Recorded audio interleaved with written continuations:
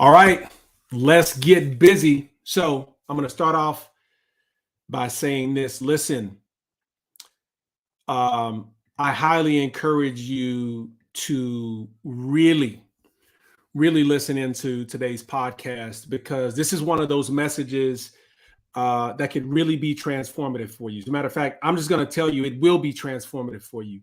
If there is something that you're struggling in life, if there is an area, health, wealth, relationships, it doesn't matter.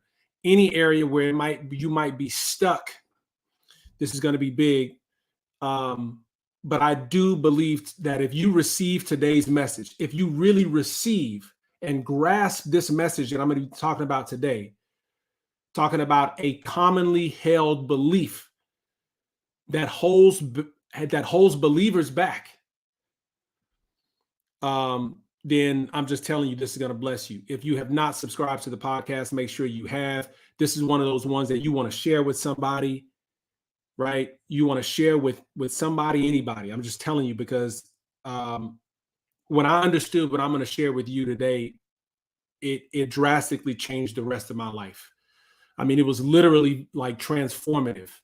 And so, you say a commonly held belief that holds believers back from what? Back from greatness, back from abundance, back from awesomeness, back from health, held back from wealth, held back from a life of phenomenal living, a life of peace, a life of tranquility, a life of confidence, being held back from that, being held back from breakthrough. So, just a quick story. The reason I even thought about talking about this topic today was because my wife and I the other day, we were listening to a sermon, and the sermon was from a pastor who I really admire, very sharp, extremely intelligent. Love the way he just outlines his sermons. And I mean, it's, it really hits you in the heart. And I really respect him. I really do. But in that sermon, he was talking about the concept of grace, which, as I understand grace, is defined as unmerited favor, meaning favor is shown to you, but it's not something that you that you had to earn, right? Particularly if there's something that you did wrong or a mistake or you fell short, that you receive grace by receiving favor, but it was nothing that you did to earn it. Grace. Okay. I like to define that because I know for me, I struggle to understand it. When I really started reading the Bible and diving in on my relationship with God, not on the religion of God, but anyway, and he was talking about the idea of grace and how we as believers in God and followers of Jesus Christ, that we really need to show more grace to other people. He obviously brought up Will Smith, which I'll be talking a little bit about on today's podcast, but the idea that we need to show more grace. And one of the reasons why he was saying it is difficult for us to show grace or to give unmerited favor to others is because we fail to understand that we are sinners, that we are just sinners. And I listened to the rest of his sermon, which was compelling, but that idea around how we perceive ourselves as individuals, specifically the self-perception of sinner.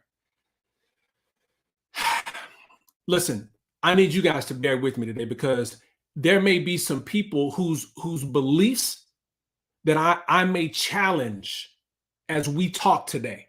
And listen, and I'm open to discussion, right? You can DM me, you can hit me up. I'm open to discussion, but I'm going to share with you what I believe is truth. Okay. And the self-definition or the self-perception of us as sinners, I struggle with that because here's what I believe. I believe that we do sin. I believe that we do make mistakes. I do believe that we fall short of perfection. Sure. But I don't know if I would define myself of that. Because let me ask you a question. If I define myself, oh man, I'm just a sinner, what do you think is probably going to be much easier for me to do? Right? Now, I'm not saying you won't ever sin if you change the perception of how you see yourself. However, what I'm going to try to share with you today is a self-perception that is consistent with the way God sees you that will radically change your life. So here's the challenge, is that we are all trying to live our best self. We're all trying to be our best. As a matter of fact, one of the reasons why we are followers and believers is because we do believe that we can, through the power of Jesus Christ and what he's done already and the sacrifice that he's paid, that we can live a great life, right? And we desire to live our full potential. But unfortunately, many of us stay stuck. And listen, I need you to understand this. I'm not saying that in a condemning way. I get it. There was a time I was stuck for years, stuck in strongholds, stuck in issues as a husband, issues as a father, issues as a friend, right? Issues with money, right? There was times where I was stuck. So many of us stay stuck, and I get that, but I don't believe we were meant to stay stuck forever. I just don't, because I've been able to experience getting unstuck as a result of what I'm going to share with you today. And so the challenge is we want transformation. We want to experience our full potential, but we stay stuck. We fail to overcome some of our greatest challenges, some of our greatest strongholds, and we fail to experience true transformation, or at least positive change in certain circumstances in our life, in our health, our wealth, our relationships. We get frustrated, we get angry, we get mad, we get disappointed. We feel hopeless sometimes. I get it. However, the part of the core of the inability to start to tap into this full potential that has been blessed to us by God, and that what keeps us stuck, is the way we perceive ourselves, is the way we perceive our identity. See, many believers and Christians, they identify themselves as sinners. Again, here's the deal. I'm not saying that you won't sin. But the problem with defining ourselves as sinners and then leaning on God's grace is we're now defining ourselves by our behavior. And to break it down even more, is we're defining ourselves based on our mistake. So we make a mistake and then define ourselves by that behavior, that behavioral mistake. Right? And so we wonder why we continue to struggle, because now I've defined myself as a liar. I've defined myself as a cheater. I've defined myself as just overweight. I just define myself as, I just got a slow metabolism. We accept the mistake. And not only do we accept it, but we inherit it as truth for our defining our identity. And so now we lean and rely on this grace that I was listening to in the sermon, but because we can't stop the struggle, we can't stop the behavior. But here's what you have to understand. You've heard me say this multiple times before, is that our behavior is tied to some underlying belief. And if your belief of yourself is a sinner, liar, cheater, big, whatever that case may be, it is going to be difficult for you to overcome that belief of yourself. And you will continue to experience the behavior that you're defining yourself by. And so the reason many believers stay stuck is because our identity is defined by our iniquity. Our identity is defined by our iniquity and our imperfection. And as long as you continue to define yourself by imperfection, there will be so much more imperfection and just saying, well, I just got to have grace, right? And which is great. I'm thankful for the grace, but the idea is not to just rely on grace for the rest of our life. The idea is to like experience the transformative power of the word, to experience the transformative power of God, and believe in what we read in there in the terms of the transformation that happened in the stories that we see in there that is actually true for ourselves, right? Our behavior won't change if our belief of ourselves won't. So here's the deal. I have never, and you guys are gonna have to help me out. I have never in the Bible, like I said, look, you can, if you know me, you can shoot me a text. If you can email me, you can DM me, whatever. But I have yet to find scripture in the Bible where God himself has defined his creation as a sinner, who says, you know what, you're a sinner. I define you as sinner. Right? Now, here's what I know is that he defined us and said, you were made in my image and likeness. You are fearfully, wonderfully made, right? You are made in my image and likeness. Adam made perfect, right? But also given a choice. And so Adam sinned, but that didn't make him a sinner in terms of definition, defining himself, right? God defined him and his identity. So few Christians really define themselves, at least from what I've experienced. Fewer, quantify that statement a little bit. Fewer believers really define themselves by how God sees them, by how God sees them and says that what they are. Those two things. See, I want to define my identity by what God says and sees of me. But many of them define them by the sinner part, not by what he sees or says, or define themselves by the struggle that they have. And if you understand, like I said before, that your behaviors will follow your beliefs. And if that's your belief, well, you're going to continue to expect that behavior of the struggle or of the sinner. See, fewer Christians identify themselves defined by the truth. See, here's the magical part about this whole thing is that God is able to separate for us. Like he's able to separate how he sees us. He sees our transgressions away from who he really created as far as the east is from the west. That's infinity if you think about it. Like east to west, like he's separated. He's able to see us. Oh man, he's able to see us for who we really are, not for the behaviors that we've had. But here's the deal. But we can't. We can't see that for ourselves. But we can work on it.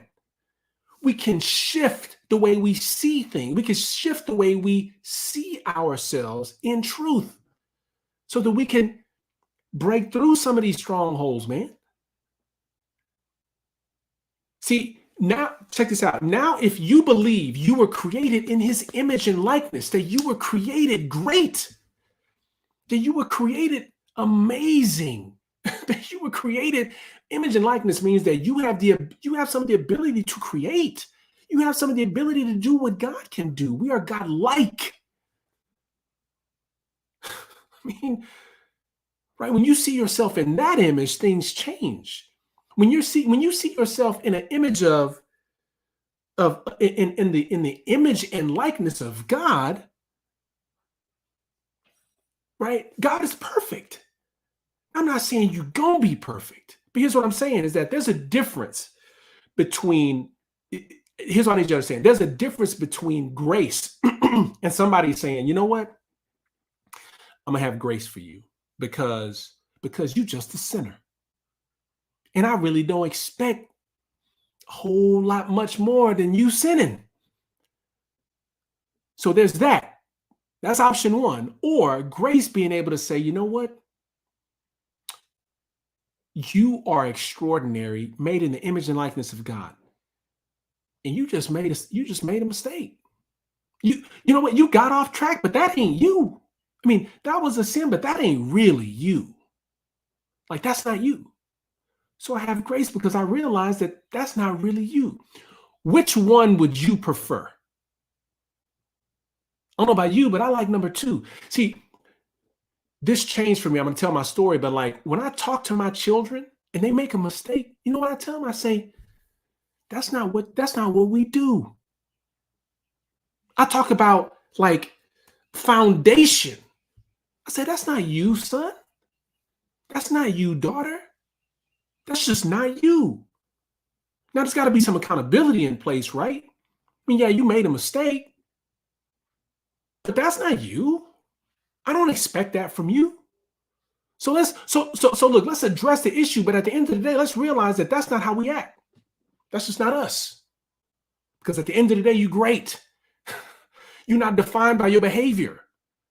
Particularly, you're not defined by your mistake.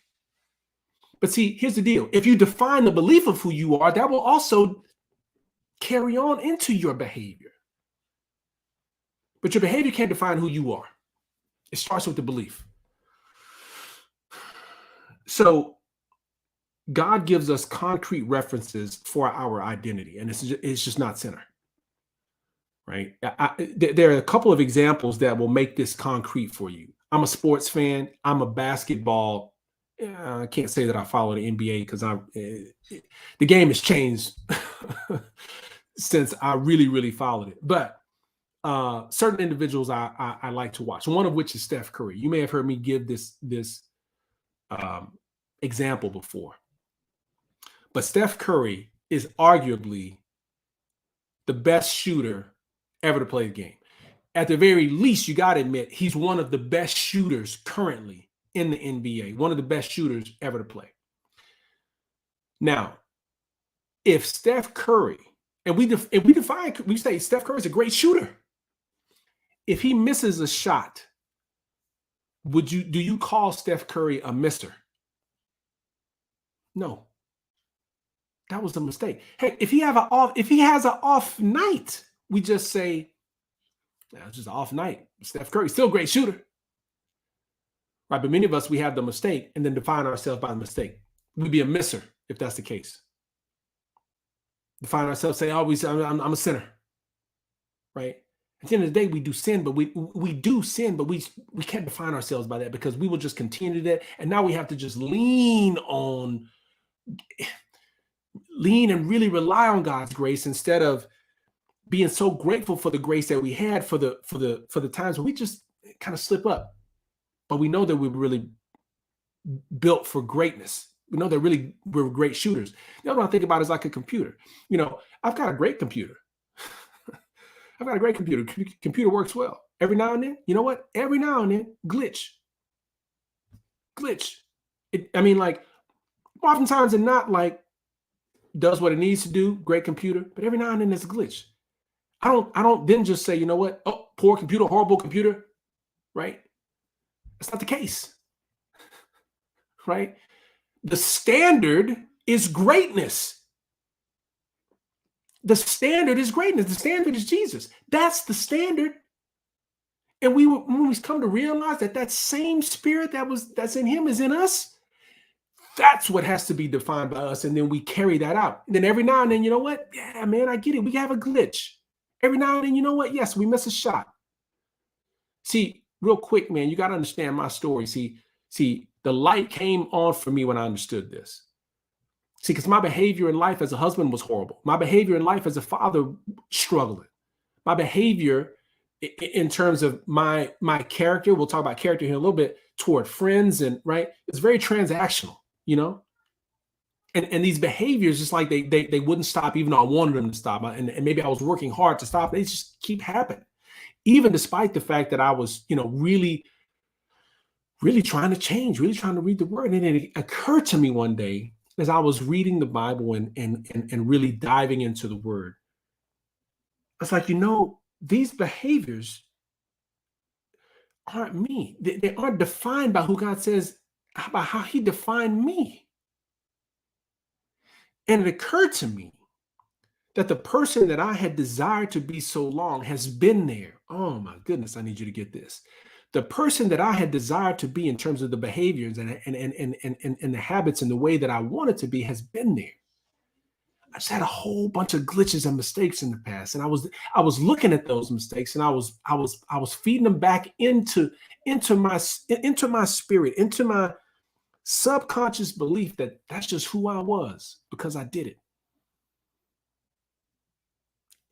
And when I just realized that I was able to separate myself from my past, separate myself even from some of my current iniquities and imperfections, I could begin to see myself similar to the way that God saw me.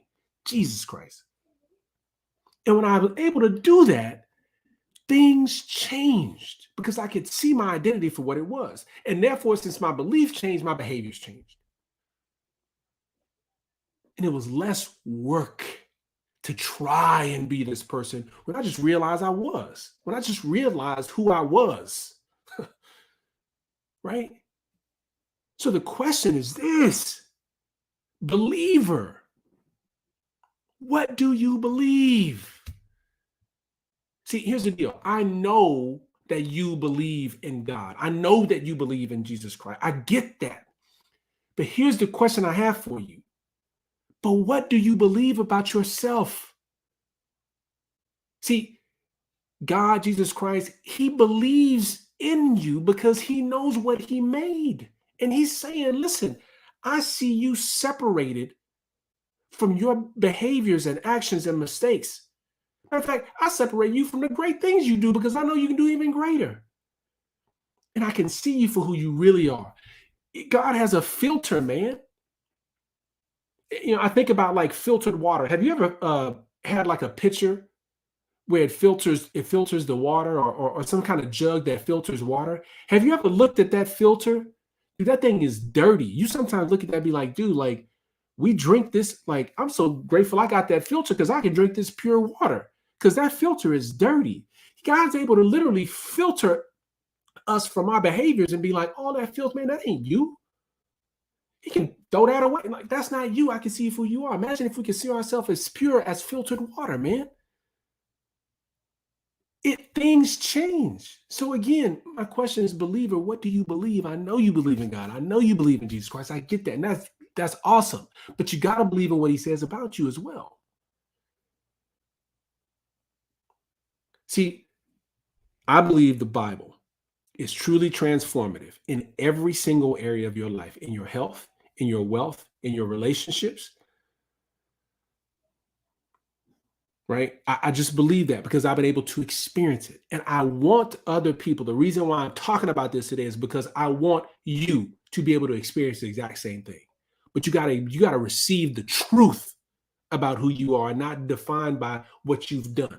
Begin to see yourself like God sees you, things change. Filtered. See the filtered you. See, when you do this for yourself, when you shift this belief to what I'm talking about now, and you can begin to see yourself as God sees you and begin to start to see glimpses of yourself as your ideal self. That's big. You can now start to see the ideal self in other people. You can really start to see the ideal self in other people. Well, Dr. Brad, why is this significant?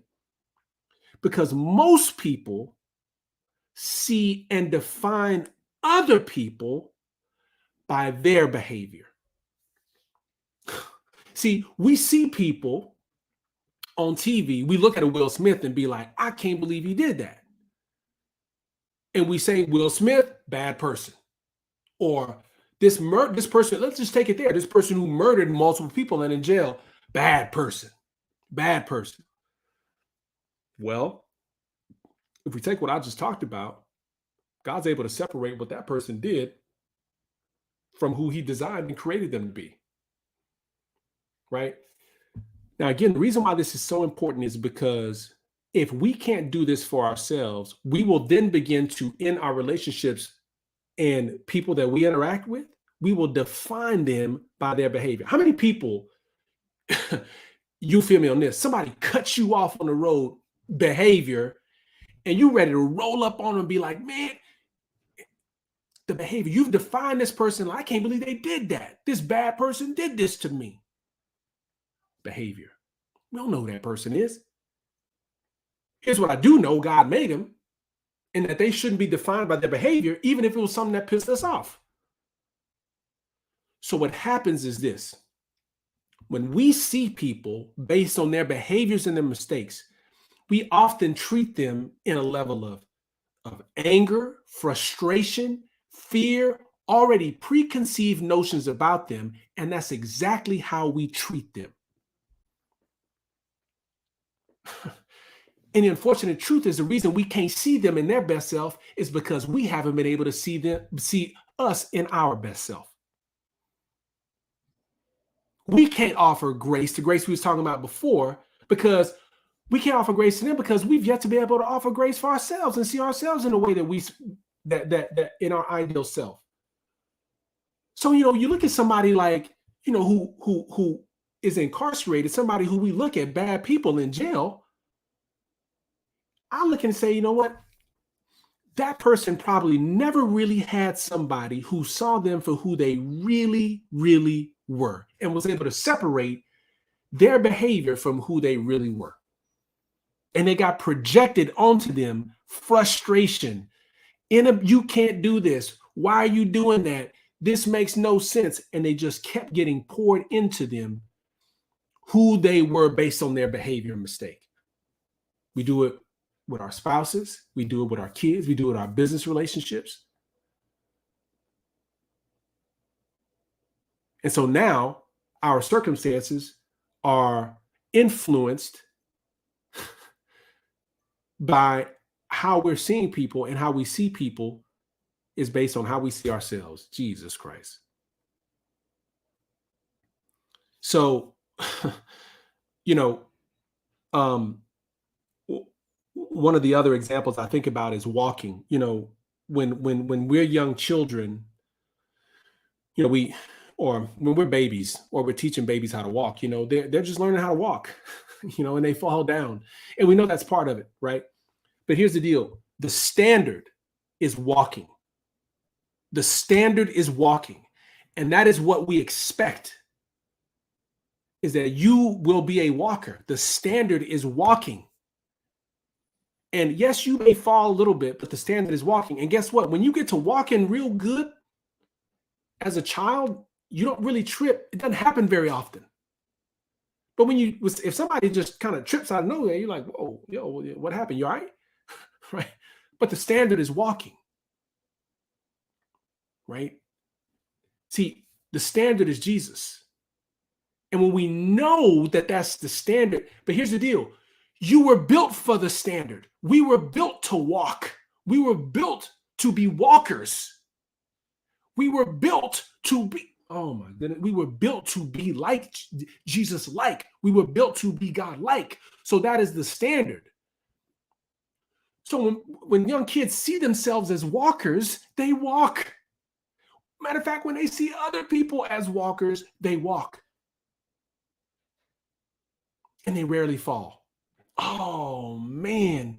So when you know the standard, that the standard was Jesus, that the standard was made in God's image, like that's the standard with which you were made and made to do, and that you can do, then guess what?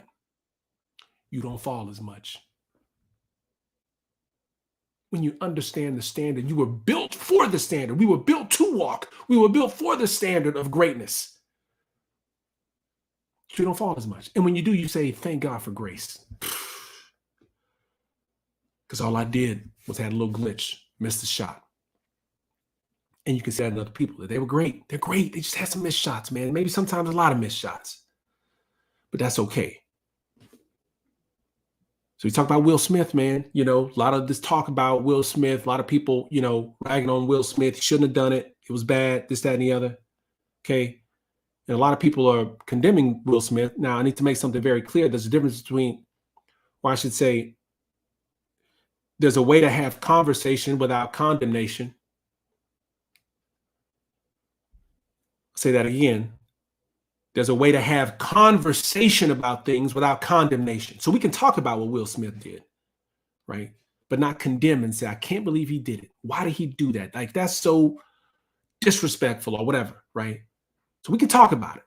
We can have a conversation, but we don't have to be in condemnation. So my conversation about this is that, no, I agree, he shouldn't have done it. I don't think he should have done it, right? If we're talking about Will Smith's part. But here's how I see Will Smith. Man, you just slipped up, man. You just slipped up. You're great. You're an awesome individual, man. You made in his image and likeness, right? Now, you may not know that and understand that right now, Will. But I do. You just slipped up, man. I get it. I slipped up. If I had the cameras rolling on me 24/7 in my life, there's some parts that I would want edited out. I heard TD Jakes say that. It was beautifully put. We slip up, but we were built for greatness. We were built for the standard so that we don't fall very much. So as always, there's some things that I want you to do. Things I want you to do so that this hits home. I need you to receive a couple of things instead of resisting. Most of us, you know, we resist this truth. It's hard for us to believe we were made in that image and that greatness and that we can therefore behave that way. It's really difficult.